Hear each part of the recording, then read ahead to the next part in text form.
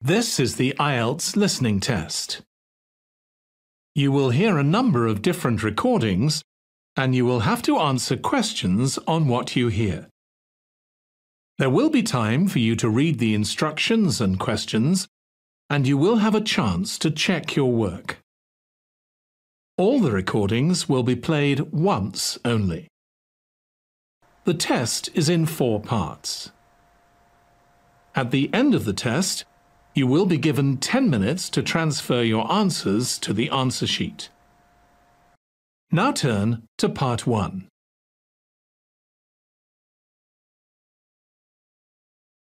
Part 1. You will hear a conversation between a representative whose name is Dawn and a prospective member of an automobile club. First, you have some time to look at questions 1 to 6.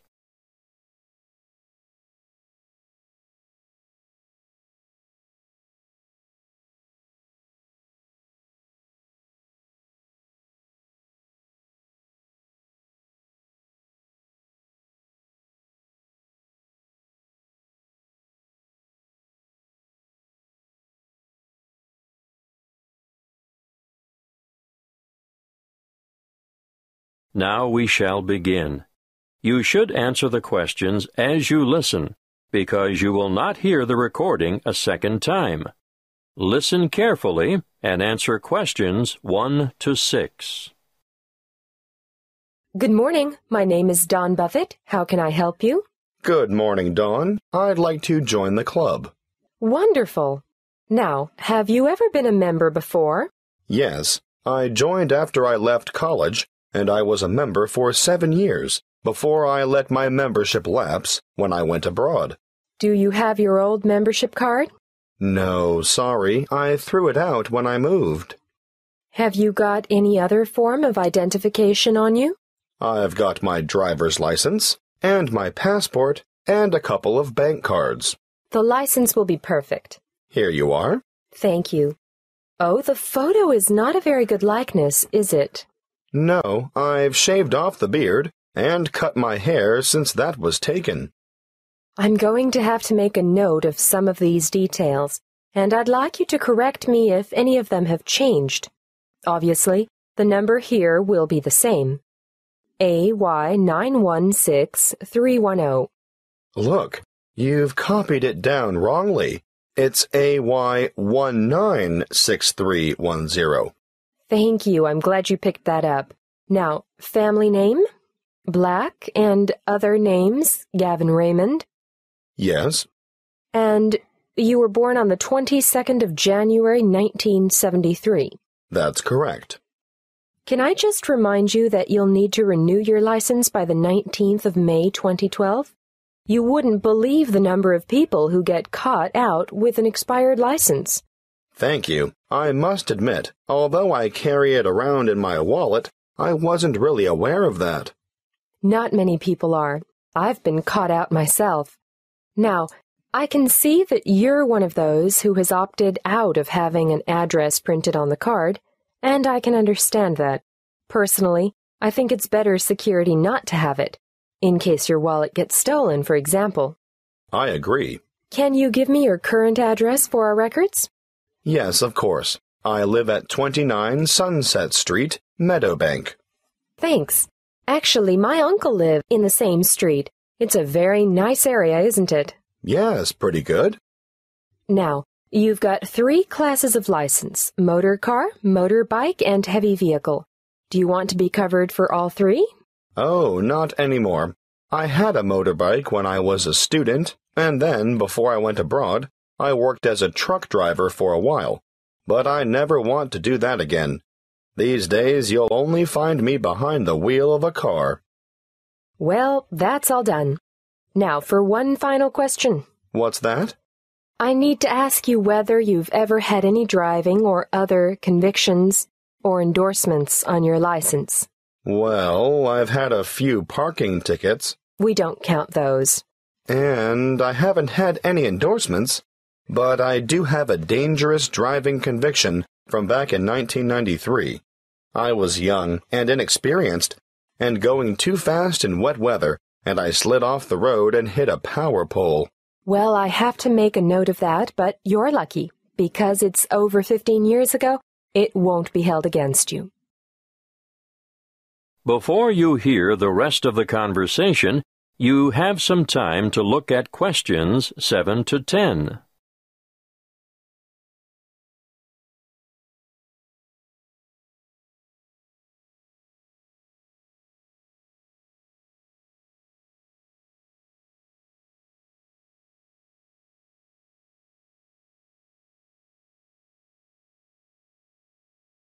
Now listen and answer questions 7 to 10. We've changed quite a lot here at the Royal Car Club since you were last a member. Oh? We now have 4 different levels of membership, starting at blue, then moving through bronze to gold. What does that mean exactly? Well, you get a different level of service and different benefits depending on what you choose. Of course, that is reflected in the annual fee. The more benefits, the higher the fee. I see. The standard club care comes with a 5% discount at bronze level and a 7.5% discount at silver level. And gold? If you own more than one car, I'd recommend the gold level because you only pay half the fee on your first vehicle. I'm not sure I need that. Well, bronze and silver have $10 and $20 off the insurance fee, but with the gold membership, say you had an accident and your car was badly damaged or off the road for any length of time, you'd be eligible for car hire at no extra cost. That's good. There's one more thing. If you need to borrow money to purchase a new car, we offer personal loans at a reduction off the general applicable rate. These start at 0.25%, go up to 0.5% at bronze level, and increase to 0.75% at the next level. Gold has a whopping 1.25% reduction on the applicable rate. Well, that is something I should consider, perhaps. Thanks for your help. I'll think it over and let you know.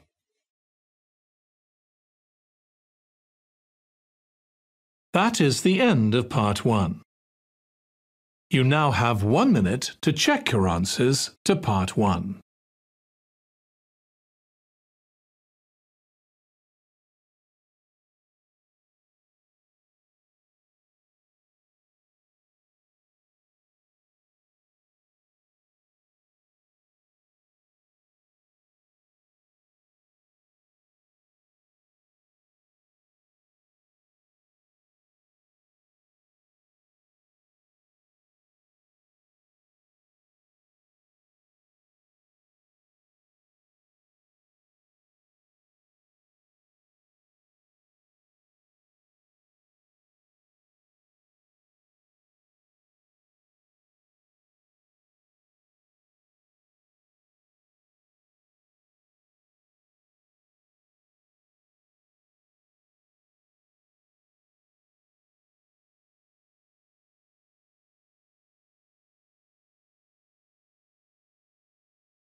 Part 2.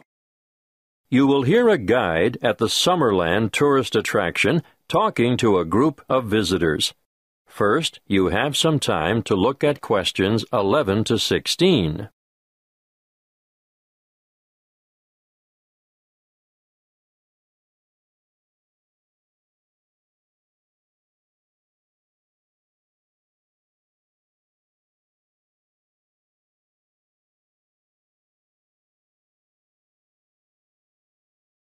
Listen carefully and answer questions 11 to 16. Welcome to Summerland. I'm your guide, Jackie, and I'm going to tell you a little bit about what we do and have here before I take you on a tour of the facilities. In our air-conditioned restaurant, we can cater for anyone from the individual diner to families and tour groups. We also do functions such as weddings, conferences, birthday parties, and so on. We have a delicious modern menu on offer in the restaurant, or perhaps you'd prefer to sit outside in the courtyard overlooking the lush tropical gardens. And for those booking a function, we devise an interesting set menu according to the type of celebration and the client's budget. If formal dining isn't what you're after, we operate a takeaway food bar, which has a range of light snacks and refreshments, just the thing if you're supervising children in the playground. The playground and picnic area makes a great alternative to the beach. If you've remembered to bring your bathing suit and a towel, you can cool off in the water spray park. Parents can sit back, relax, and enjoy a coffee while the kids have fun in our fully fenced, shady playground and picnic area. What a way to make the most of the warmth and sunshine we have here in abundance. The older children will love to visit the historic cottage with their parents. This was the original homestead on the property and is now preserved as a museum with an educational DVD and cinema room. You'll find the information centre here also, and you'll be able to pick up some glossy brochures to take home with you and show your friends. Don't worry, we have more than enough leaflets for you to take home. Visit the gift shop and you'll find an enormous variety of local products, fine foods and handicrafts on sale. Some say that this is the best displayed and priced shop in the region.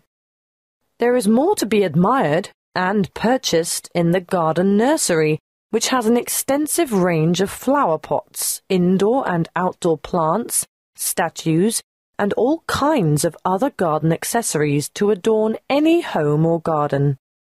While we're on the topic of gifts and such, I must mention the woodcrafting shed and urge you to take a look at the amazing products that the woodcrafting team produces there. You'll be able to watch them at work and buy anything they've made. The toys they produce are not only original, but some of the finest craftwork you'll ever see. Take your little ones by the hand and keep an eye on them, because they'll want to play with these, but they can't be played with unless they're paid for. Last but not least are the orchards. The Summerland tourist attraction is actually a working farm with over 40 hectares of macadamia and avocado trees. The macadamia nuts are picked by machine from April through to September. The avocados are grown, hand-harvested, packed, and marketed on site. Before you hear the rest of the talk, you have some time to look at questions 17 to 20.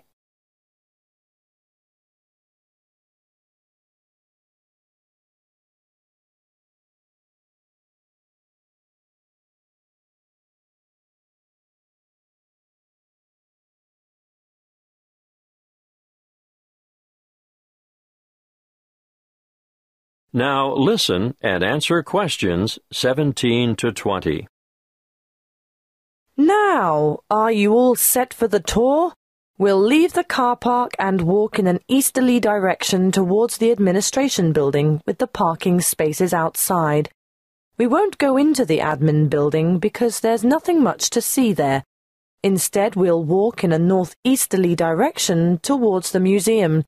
But before we get to it, we're going to turn right, walk past it, and go into that enormous building to watch how the avocados are graded and packed.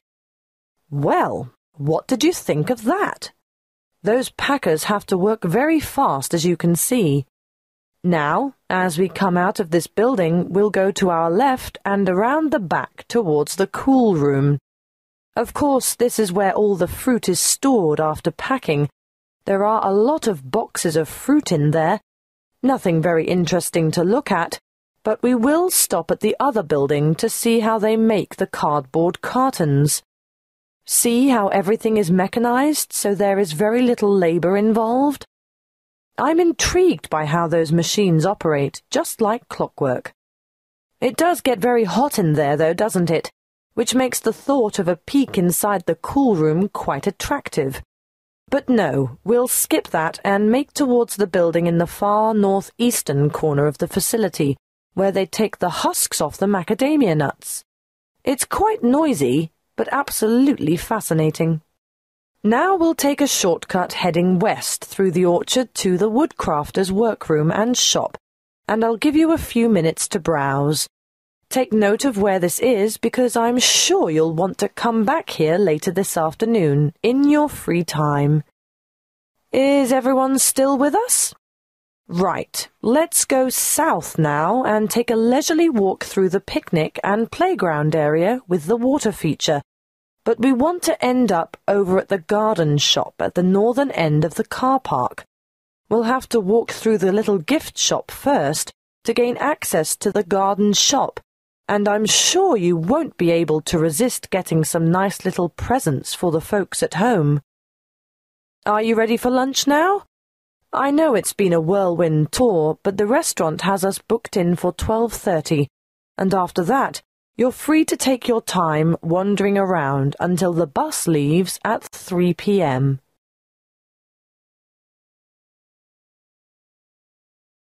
That is the end of Part 2. You now have 30 seconds to check your answers to Part 2.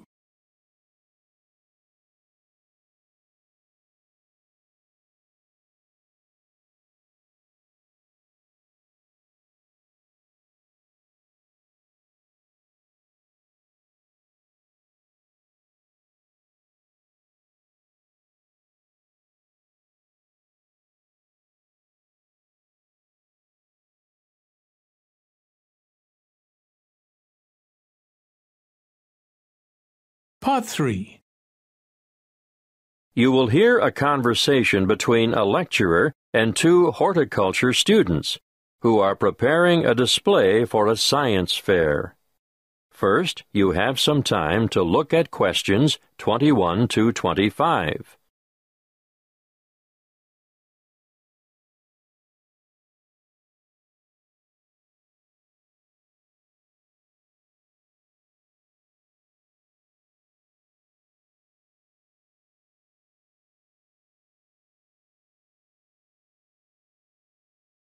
Listen carefully and answer questions 21 to 25.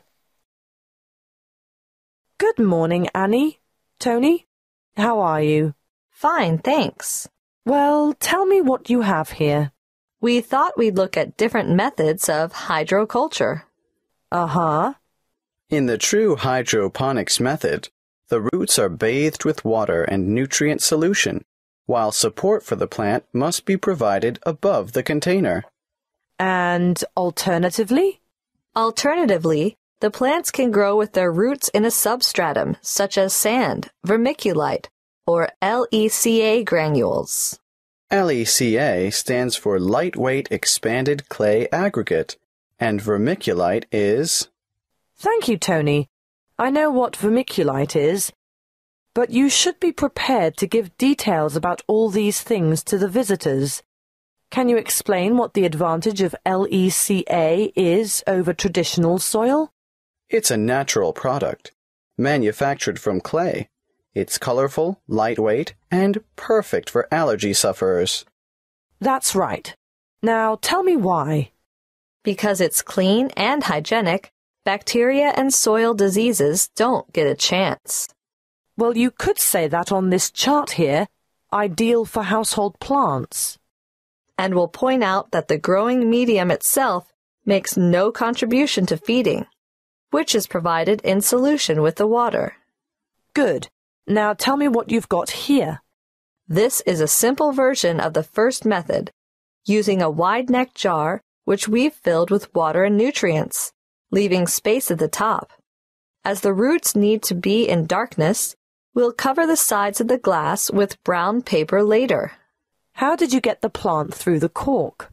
We made a hole through the center and cut the cork in half so we could fit it around the plant stem, and we padded the hole with cotton wool. Well, that's a good demonstration of the principle involved and ideal for a houseplant, but many people will want to see a wider application. What about more plants? We haven't quite finished the preparation yet, but over here you can see a bigger container. In fact, any wide container can be used, with the nutrient solution in the bottom, airspace above, and then we've made a rigid lid, and we've covered that with a layer of litter. What have you used for litter? We've used wood shavings. Untreated? Definitely. That's most important. You can use a variety of materials for litter, but obviously nothing toxic, and treated timber contains some nasty chemicals. So, if you're using sawdust or wood shavings, they have to be from natural timber. A good point. Yes, we'll make a note of that when we list possible ingredients for litter. Be sure to explain the purpose of the rigid lid. It's wire mesh, isn't it? And why the litter layer is important too. Well, the mesh is just a platform to keep the litter out of the water, and the primary function of the litter is to exclude light from the root space. Before you hear the rest of the conversation, you have some time to look at questions 26 to 30.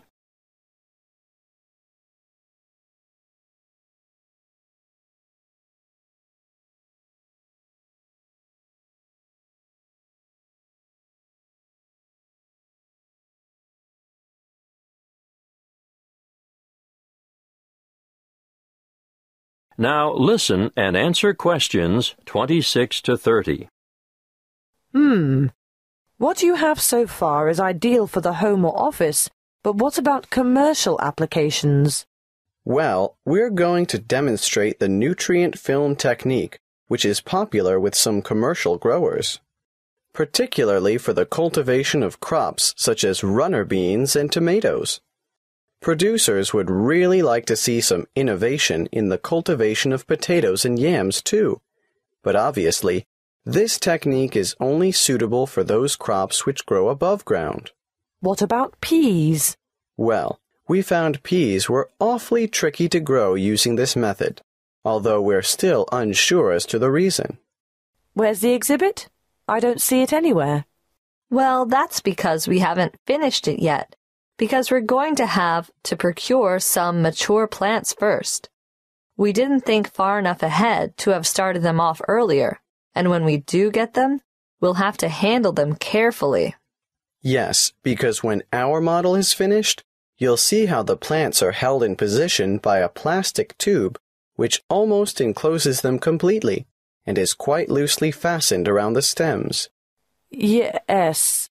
And the feeding or watering system? Well, it's a bit different. On a large scale like this, you need to have the food solution trickle down through the tubes.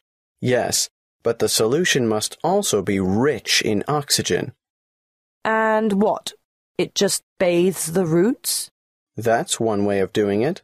What's the other way? You can have the solution moistening a substratum of rock wool at the bottom of the container. Rock wool? It's the same as mineral wool. You know, a lightweight fibrous material, the kind of thing used for insulation. Or you can use a layer of paper fiber. Oh, yes. Something that has the capacity to absorb the solution, right? Well, you do need to experiment a little. For example, we tried coconut fiber. But it just didn't have the properties we were looking for. I see. In our display, you'll only see the basics. The kind of thing that can be done at home in the backyard. But commercial enterprises do need a lot more equipment, and the media used in substrata are constantly changing as new developments are made. The cost of upgrading is ongoing. And there's always the potential of outright failure when changing systems from one you know and understand to an innovative one. Of course, there's no room for guesswork in business. You have to try to get everything right first time. That is the end of Part 3. You now have 30 seconds to check your answers to Part 3.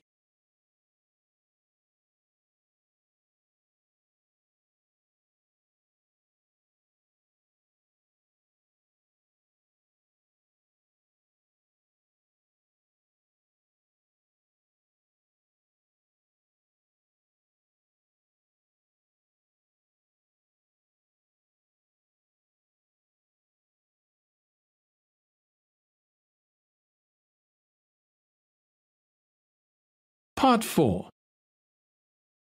You will hear a talk given by a guest lecturer in the Continuing Education Department. First, you have some time to look at questions 31 to 40.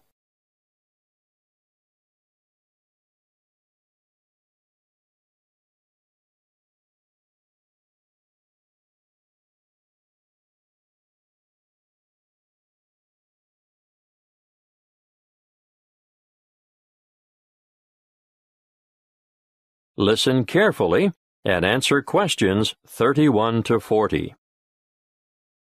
Good evening.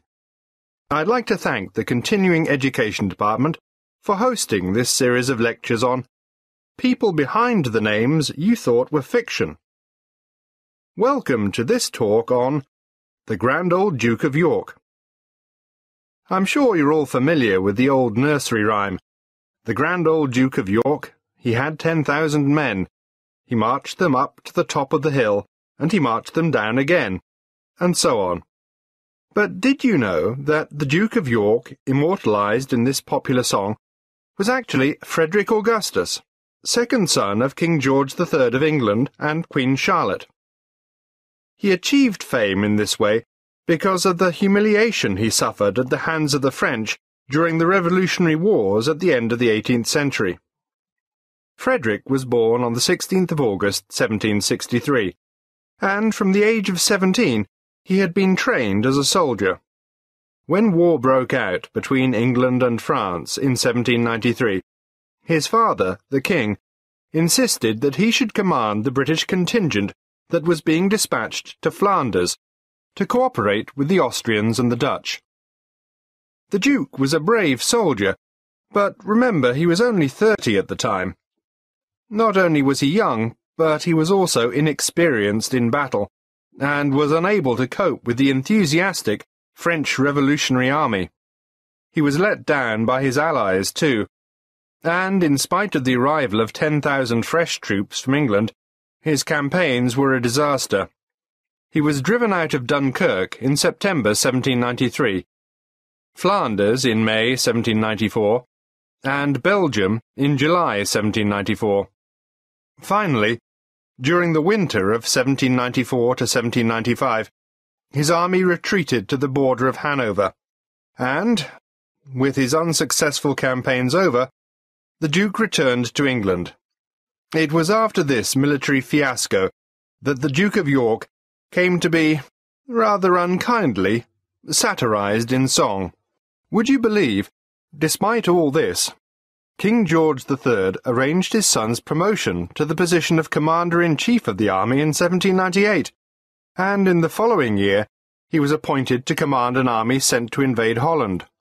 Again he was unsuccessful, and this confirmed the general opinion that he was not capable of commanding an army in the field. Nevertheless, the rhyme is a bit cruel and harsh, because it doesn't take into account the nature of the soldiers who served with Frederick. All the blame for lack of success should not have been attached to the Duke alone, because the army he had under his command was made up from what is commonly described as the scum of the earth. This is a somewhat offensive term, used to refer to a group of people regarded as despicable and worthless. Who were they, these ordinary soldiers? Well, they were mostly vicious, brutal ex-convicts, or raw recruits, and elderly men. The officers who commanded them were all untrained as military men. In fact, they were anybody who could afford to buy a commission. But here's the really great thing that, unfortunately, the Duke of York is not remembered for. He realized that this was a hopeless kind of army, and he set about improving conditions in order to recruit higher-quality soldiers. He introduced padres. Are you familiar with the term? No? Well, let me explain. You see, members of the British Armed Forces are generally Christians of one denomination or another, and a padre is a Christian cleric or chaplain who ministers to the soldiers and attends to their spiritual needs, without belonging to any particular grouping within the Christian faith. Now, where was I? Yes, Frederick introduced padres, doctors, and veterinary surgeons to the battlefield. Why vets? To attend to the horses, of course. Remember, we're talking about late 18th century battlefields. He was also the founder of the Royal Military College for the training of officers at Sandhurst. Yes, the very same one where the princes and other members of the royal family receive their military training today. Frederick also founded the Duke of York's School in London for sons of soldiers killed in battle. His name is perhaps better commemorated by this school in Chelsea than by the column that stands at the top of Waterloo Steps in St James's Park. In 1807, the Duke was involved in a scandal with a woman, and as a result resigned as Commander-in-Chief. But he was reinstated in 1811 by his elder brother, the Prince Regent, who later became George IV of England. He continued in this post until his death in 1827. That is the end of Part 4. You now have 1 minute to check your answers to Part 4. That is the end of the listening test. In the Ielts test, you would now have 10 minutes to transfer your answers to the answer sheet.